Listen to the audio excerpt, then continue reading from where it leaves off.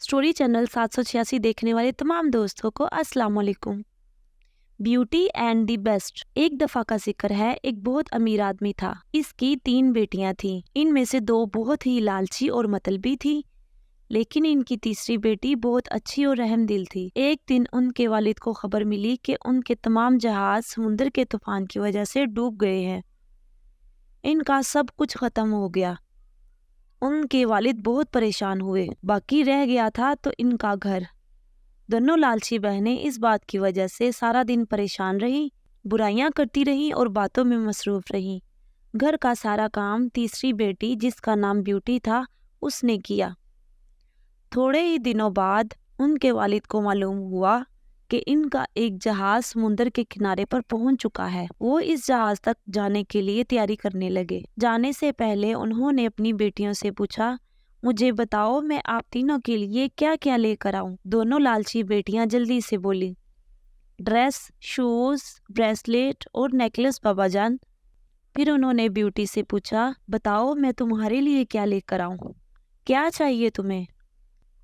उसने कुछ सोचते हुए कहा, बस एक गुलाब का फूल बाबा जान। काफी लंबे सफर के बाद उनके वालिद उस जहाज तक पहुंचे। ना तो उसमें कोई सामान था और ना अब वो जहाज चल सकता था, क्योंकि वो टूट फूट चुका था। अब वो किसी काम का नहीं रहा। ये सब देखकर वो बहुत परेशान हुए और गमगीन हो गए। उदास और परेशान वो अपने घर की तरफ वापस निकल पड़े। अंधेरा होते होते वो एक जंगल में पहुंचे।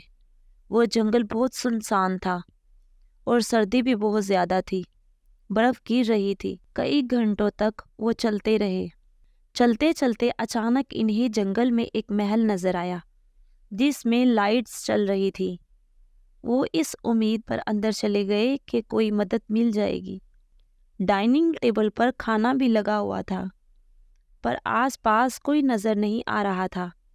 उन्होंने आवाज लगाई, कोई है क्या, घर में कोई है? पर कोई जवाब ना मिला। उन्हें सब कुछ अजीब लग रहा था। खैर, इन्हें बहुत भूख लगी थी, इसलिए वो खाना खाने बैठ गए। उन्होंने खाना खाया और एक नरम और मुलायम बिस्तर पर सो गए। सुबह उठे तो उन्हें पहनने के लिए नरम कपड़े मिले। नीचे गए तो शानदार नाश्ता तैयार था। वो देखकर बहुत खुश हुए और सोचा कि ज़रूर किसी परी का महल होगा, वरना कोई किसी के लिए ऐसे मदद करता है भला।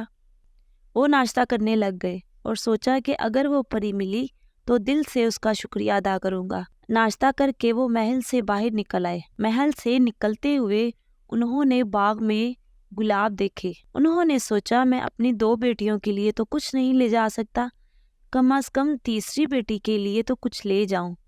जैसे ही उन्होंने एक गुलाब तोड़ा, जमीन हिलने लगी। हवा भी बहुत तेज हो गई। अचानक दरख्तों में से एक बीस्ट सामने आया। उसे देख के वो बहुत डर गए। वो दरिंदा नुमा जानवर देखने में बहुत भयानक था। बीस्ट बोला, मैंने तुम्हें अच्छा खाना दिया, रहने के लिए अच्छी जगह दी, कपड़े दिए, और तुमने मेरे बाग में से गुलाब तोड़ा। वो बहुत गुस्से में बोल रहा था। ब्यूटी के वालिद इससे माफ़ी मांगने लगे और उसे कहा, मुझे माफ़ कर दो, मैं ये गुलाब अपनी बेटी के लिए ले जा रहा हूँ। तो वो बीस्ट बोला, तुम्हारे किए की तुम्हें सज़ा मिलेगी। ब्यूटी के वालिद बोले, मुझे माफ़ कर दीजिए। तो वो बीस्ट बोला, मैं तुम्हें एक शर्त पर माफ़ कर सकता हूँ। तुम्हारी 3 बेटियाँ हैं, अगर इनमें से एक मेरे साथ शादी कर ले तो मैं तुम्हें माफ़ कर दूंगा। ब्यूटी के वालिद ने कुछ सोचा और हाँ में सर हिला दिया। वो बहुत अफसुर्दा होकर अपने घर की तरफ जाने लगे। घर पहुंचते ही उनके वालिद ने अपनी कहानी अपनी 3 बेटियों को बताई। 2 बेटियां जो बहुत लालची थी, उन्होंने उस बीस्ट की शर्त को सुनकर अनसुना कर दिया। ब्यूटी ने पास आकर कहा, बाबा जान, अगर आप कहें तो मैं इससे शादी कर लेती हूँ। दूसरी दोनों बहनें बहुत खुश हो गईं, क्योंकि इन्हें लगता था कि इसमें ब्यूटी की ही गलती थी, क्योंकि गुलाब उसने ही मांगा था। उदास और मजबूर होके उनके वालिद ब्यूटी को लेकर महल की तरफ निकल पड़े। वहां पहुंचे तो देखा कि सब कुछ पहले जैसा ही था। टेबल पर खाना लगा हुआ था और कोई भी नजर नहीं आ रहा था।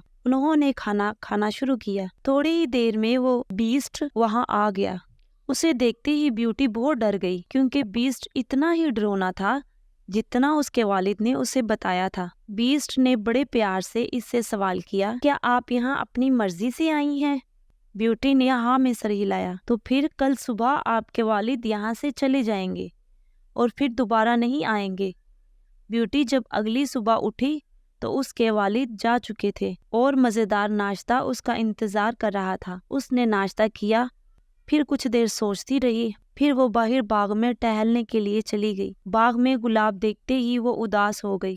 پھر وہ محل کے اندر گئی۔ محل کا دروازہ گلاب کے پھولوں سے سجا ہوا تھا۔ اسے کچھ سمجھ نہیں آیا۔ وہ دروازہ کھول کر اندر چلی گئی۔ جب وہ اپنے کمرے میں گئی، اس کا کمرہ بہت خوبصورت طریقے سے سجایا گیا تھا۔ اس میں کتابیں، پھول، میوزیکل انسٹرومنٹ تھے۔ یہ ساری چیزیں بیوٹی کو بہت پسند تھیں۔ اس نے سوچا، جو اتنا پیارا روم سجا سکتا ہے وہ بھلا کسی کو کیا نقصان دے گا۔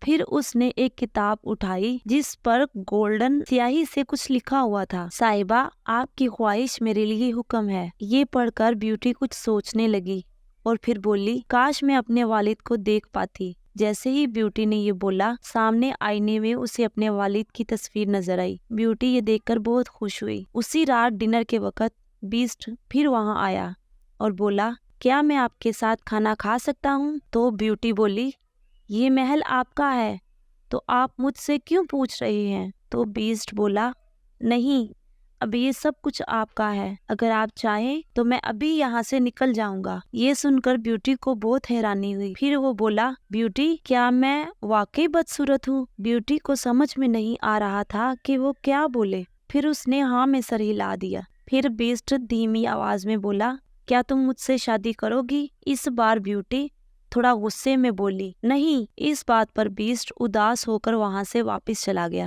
پھر ہر روز بیسٹ ڈنر کے وقت بیوٹی کے پاس آتا، اس سے باتیں کرتا اور اس کی دیکھ بھال کرتا۔ اسی طرح کافی دن گزر گئے اور بیوٹی کو بیسٹ سے روز باتیں کرنے کی اور ملنے کی عادت پڑ گئی۔ پھر ایک دن بیوٹی نے سوچا، کاش یہ ذرا خوبصورت ہوتے تو میں ان سے شادی کر لیتی۔ کچھ مہینے اور گزر گئے۔ اب بیوٹی کو بیسٹ سے کوئی ڈر نہیں لگتا تھا، بلکہ اسے بیسٹ پسند آنے لگا تھا۔ ایک دن اس نے اپنے والد کو دیکھنے کی خواہش کی۔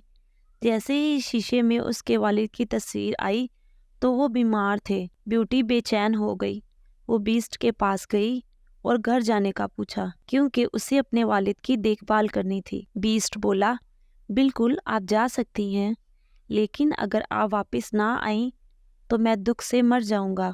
تو بیوٹی جلدی سے بولی، میں وعدہ کرتی ہوں کہ میں ایک ہفتے بعد واپس آ جاؤں گی۔ پھر بیسٹ نے بیوٹی کو ایک انگوٹھی دی اور کہا کہ جب آپ اپنے گھر جانا چاہو تو اسے پہن کر سو جانا، آپ اپنے والد کے گھر پہنچ جاؤ گی۔ بیوٹی نے ایسا ہی کیا۔